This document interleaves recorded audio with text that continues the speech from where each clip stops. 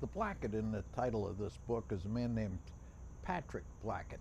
Patrick Blackett had been a midshipman in the Royal Navy in World War I, and then after the war he ended up becoming a Nobel Prize winning physicist at Cambridge. And he headed up a group of about 100 scientists from really diverse fields, like from economics to entomology and everything you could think of in between. And they had a simple thing, relatively simple thing, that they were trying to do. And what that thing was to apply simple mathematics and probability analysis, in other words, statistics, to existing weapons systems and tactics in World War II. Now, that's a kind of a simple idea, and as I understand it, I believe it's pretty integral to military training today.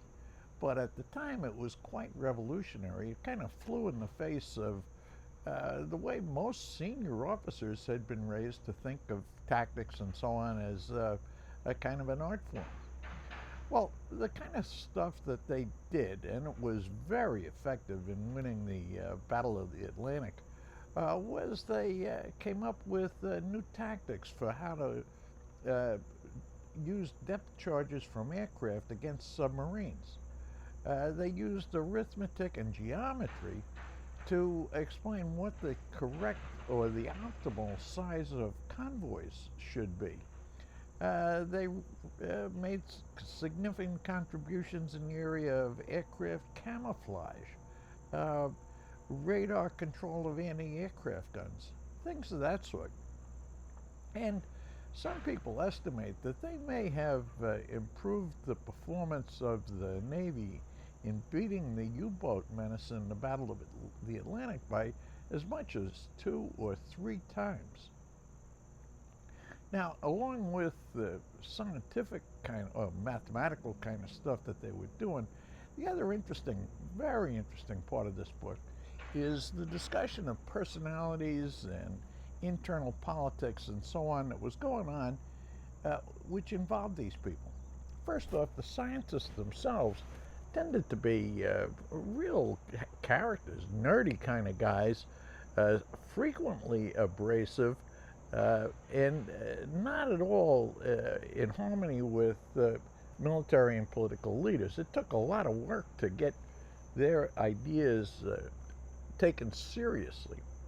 Then you had, at more senior levels, you had personalities, conflicts between somebody like a man named Lindemann, who was Winston Churchill's principal science advisor, and a guy like Blackett, or a guy who was associated with him, a man named Tizard.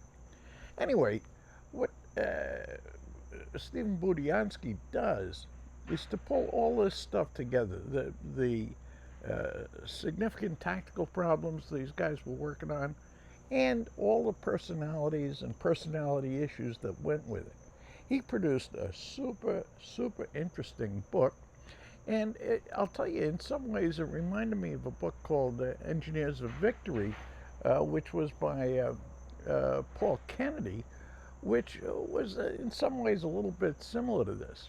Anyway, really interesting book, and I think any military history buff, any buff for World War II, would find this a quite enjoyable book to read.